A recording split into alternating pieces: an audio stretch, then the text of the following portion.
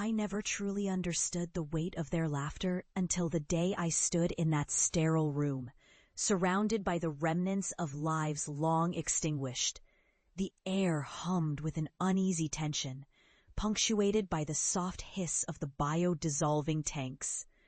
That's where I first glimpsed what lay beyond our understanding, a world that existed just beyond the veil of what my family, my friends, and society could accept.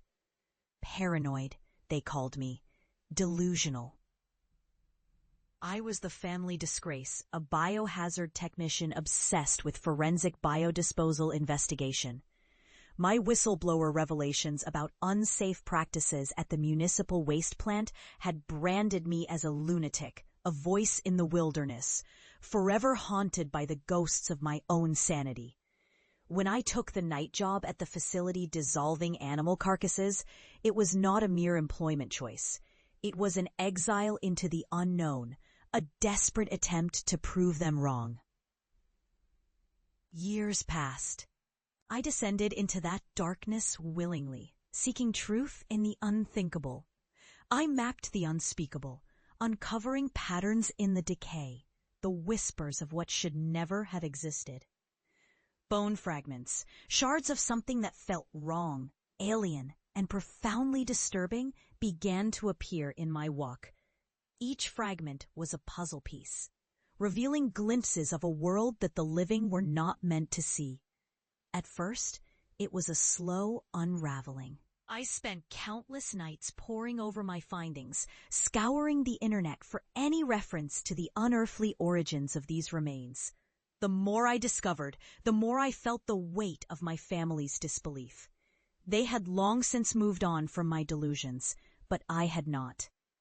I was driven by a primal need to expose the horrors hidden beneath the surface, to show the world that what they mocked was, in fact, a chilling reality. I became renowned in my field, my name whispered among the few brave enough to confront the grotesque truths I unearthed. But recognition came at a cost. I was no longer just a technician. I was a harbinger of dread, a witness to something that gnawed at the edges of sanity. The knowledge I carried was not just a badge of honor. It was a curse that enveloped me like a shroud. When I returned home, the air crackled with unspoken tension. It had taken years to build the reputation I now bore, but I had hoped to reconnect with those who had once turned their backs on me. My family greeted me with a mix of disbelief and a hint of trepidation. They had seen the documentaries, the articles. They knew I was no longer the laughingstock they had once known. Yet their eyes still held a flicker of disdain, a remnant of the ridicule that had scarred me. That night, after a tense dinner filled with forced pleasantries, I revealed the truth of my work, the revelations I had unearthed. I spoke of the bone fragments, of the alien origins, of the truths that lay hidden beneath our very feet. They exchanged glances, the kind that spoke volumes of skepticism and concern. They gleamed under the flickering lights, each piece a testament to the truth that had consumed me. My family recoiled, their faces pale, but I pressed forward, the adrenaline coursing through my veins.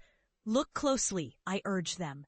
These are not just bones. They are remnants of a world that exists parallel to our own. This is what I've been fighting to expose. You mocked me, but here it is, right in front of you. Their laughter faded into a chilling silence as they examined the fragments, the weight of their disbelief crashing upon them like waves against a rocky shore. And then it happened. The lights flickered violently, plunging the room into darkness. A cold wind swept through the house, carrying with it an unseen presence that pressed against the walls. My family's eyes widened in terror as whispers filled the air, soft, insidious murmurs that echoed the horrors I had tried to convey. The shadows twisted and coiled, forming shapes that defied reason, that clawed at the edges of their understanding. In that moment, I saw the truth dawn upon them. the realization that they had been blind to the very horrors I had faced. Their laughter turned to screams, but it was too late. The cost of their ridicule had come due, and they were forced to confront the very darkness they once dismissed. As the shadows enveloped them, I felt a haunting sense of vindication wash over me. They were no longer safe in their ignorance. They would now understand the weight of what I had uncovered. The family that had once cast me aside now bore witness to the consequences of their disbelief. When the storm subsided, I stood alone in the silence that followed. The remnants of my family lay scattered, their eyes reflecting the terror of the truths they had denied. I had achieved my triumph. But it was a hollow victory. I was no longer the derided technician. I was a vessel of knowledge that came with a profound burden.